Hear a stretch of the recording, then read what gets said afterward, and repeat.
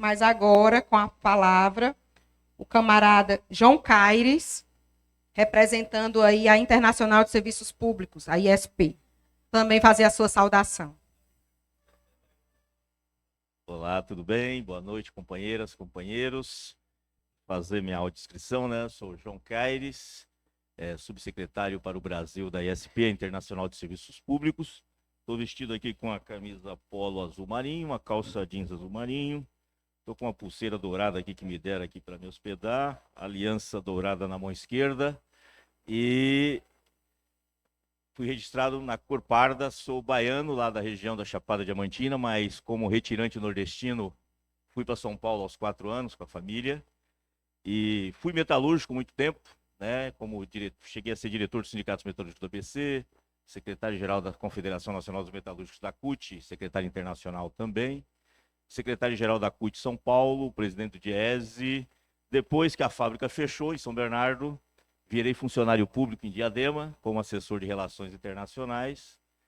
E depois surgiu a oportunidade na ISP, que é uma federação internacional de serviços públicos, não necessariamente servidor público. É lógico que a grande maioria dos sindicatos filiados à ISP são de servidores públicos, mas também é o serviço que a gente considera público, como hospital, escolas públicas e particulares, hospital público e particular, energia, saneamento e tudo mais que a gente acha que tem que ser um serviço público, né? Que a gente vê que quando esses serviços são privatizados, eles pioram e muito, né?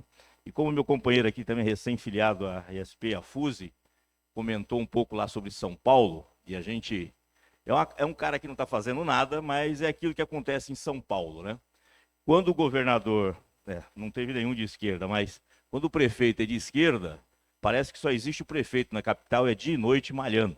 Isso aconteceu com a Irondina, isso aconteceu com a Marta, e com o Haddad, então, o Haddad apanhava dia, noite, de madrugada, tudo que ele fazia era ruim, mas tudo que ele fez ficou bom, né? Inclusive a ciclofaixa, o fechamento da Avenida Paulista aos domingos, coisa simples, entre outras coisas que foram feitas, né? O maior corredor de ônibus da história na cidade, um monte de coisa era todo dia massacrado, né? E o seu Tarcísio, e aprendi isso com o nosso companheiro Gervásio, o presidente do Sindicato de Saúde de São Paulo, que ele falou, esse é um governador assim muito ousado. Sabe por quê? Não dá para fazer por quê? Não, por causa da lei. Por causa da lei? Então muda a lei. Como ele tem maioria absoluta da Câmara, da Assembleia, São Paulo tem 94 deputados, ele tem uns 70. Então ele faz o que bem entende. Então, é a mesma coisa que aconteceu no Congresso. A gente está vivendo um momento que depois do golpe as instituições continuam a mesma, né? Por exemplo, o Temer criou a história das emendas impositivas. E depois o general lá criou o orçamento secreto, o chefe da Casa Civil no governo Bolsonaro.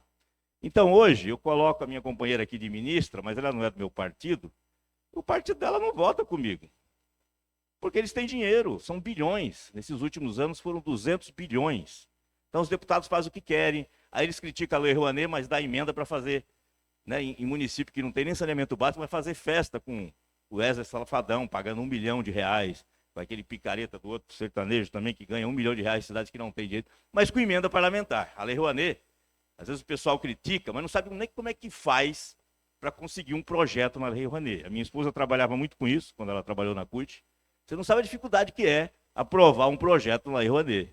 E o pessoal fica achando que é uma facilidade, né? Então, assim, eu posso até fazer uma pergunta para vocês, que eu costumo fazer, né? São duas coisas, né, que se tornaram, assim, grandes verdades, né? Se eu perguntar para vocês, assim, qual é o inseto que todo mundo fala aí que resiste a um ataque nuclear, né? Já estamos vivendo tanta guerra aí. É a barata, né? E qual é a grande obra feita pelo ser humano que dá para ver da Lua, do espaço, sei lá de onde? Alguém sabe? Muralha da China, né?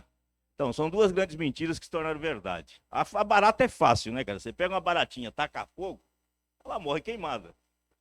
Um isqueiro, que deve dar 100 graus. Imagine uma bomba nuclear que tem mais de 1000 graus. A barata vai resistir? Não. É uma grande mentira, mas todo mundo acredita que é verdade. E a muralha da China foi pior, né? Foi um astronauta chinês que viu que era mentira. Falou, pô, não dá pra ver não, isso é papo furado.